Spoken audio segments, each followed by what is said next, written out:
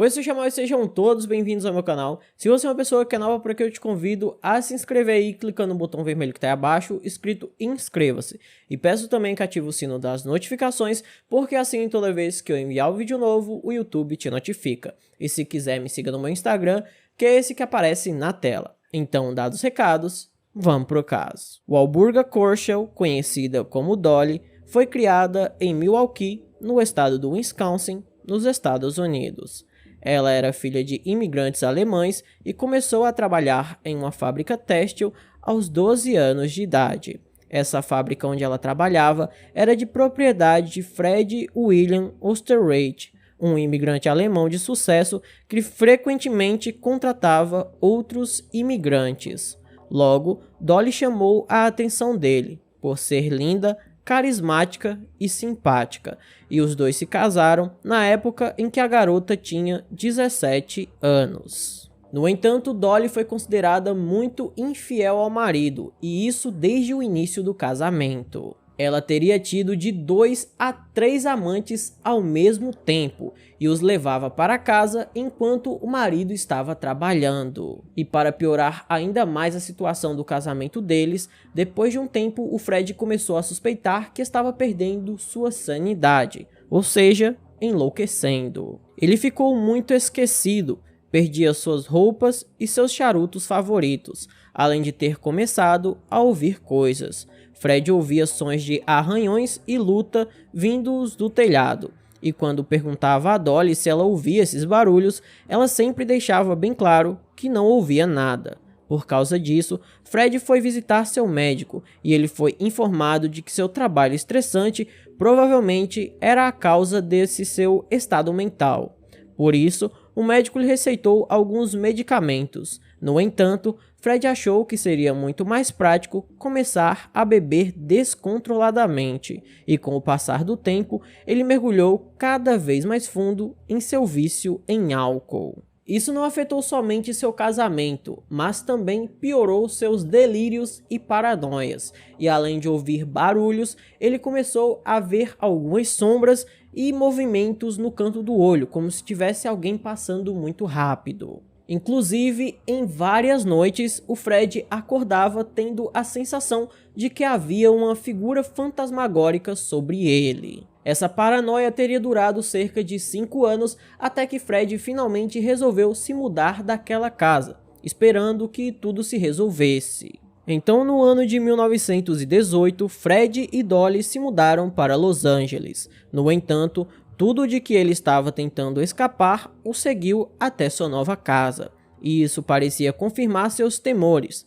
Não era a sua casa antiga o problema, mas sim ele. Era Fred que estava perdendo o controle da realidade. Então ele fez do álcool seu melhor amigo, bebendo ainda mais do que bebia antes. E assim, observou seu casamento continuar a desmoronar a cada dia. O relacionamento do casal era cheio de brigas constantes, e para piorar, o Fred suspeitava que Dolly o traía, o que era de fato verdade, mas ele não tinha como provar nada disso. Inclusive, durante uma noite, em uma briga bastante acalorada, Fred e Dolly chegaram a se ameaçar, um dizendo que ia tirar a vida do outro, e nesse momento que eles estavam discutindo, um homem invadiu o local onde eles estavam e disparou 3 tiros em Fred, que caiu morto no chão. A polícia logo foi chamada e encontrou o homem morto no chão e Dolly trancada. Além disso, alguns objetos de valor, incluindo o relógio de Fred, sumiram. Após a morte do marido, Dolly não estava fazendo um bom trabalho fingindo ser uma viúva triste de luto. Ela começou a dormir com seu advogado pessoal, Herman Shapiro, e gostava muito dele, inclusive o presenteando com um relógio incrustado de diamantes no ano de 1930. Porém, esse presente, ao invés de agradar, deixou Herman muito desconfiado. Aquele mesmo relógio de diamantes teria sido o relógio roubado pelo ladrão que tirou a vida de Fred. Para diminuir as suspeitas, Dolly afirmou que teria o encontrado no jardim da frente. Talvez o ladrão tenha deixado cair no desespero da fuga. Mesmo com essa desculpa esfarrapada, não demorou muito para que a polícia ficasse sabendo daquele relógio de diamantes e começassem a investigar a Dolly. E assim, as coisas começaram a ficar complicadas pro lado dela. Inclusive porque um de seus outros amantes, chamado Roy Klumb, a entregou para a polícia. Roy disse à polícia que Dolly deu a ele uma pistola, a qual ele deveria se livrar após o assassinato de Fred.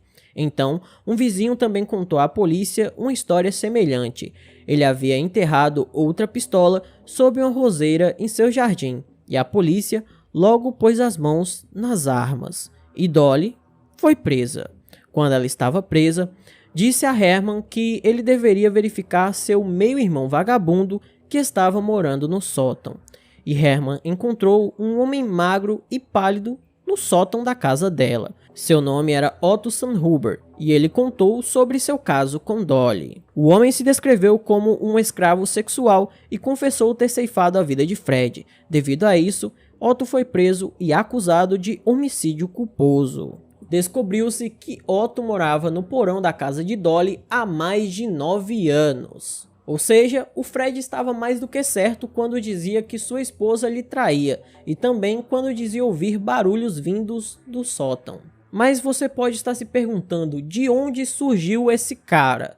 O Otto entrou na vida da Dolly no ano de 1913, quando ela o viu trabalhando na fábrica e gostou dele. Então a mulher teria dito a Fred que sua máquina de costura estava quebrada e queria que aquele rapaz fosse consertá-la. E Fred mandou o Otto ir consertar a máquina no dia seguinte. E foi assim que começou essa história de amor secreta, que duraria mais de uma década. Otto frequentava a casa de Dolly constantemente e sempre dizia que ia consertar a máquina de costura, mas os vizinhos começaram a sussurrar pelos cantos e foi aí que Dolly sugeriu que ele fosse morar com ela e ficasse escondido em seu sótão.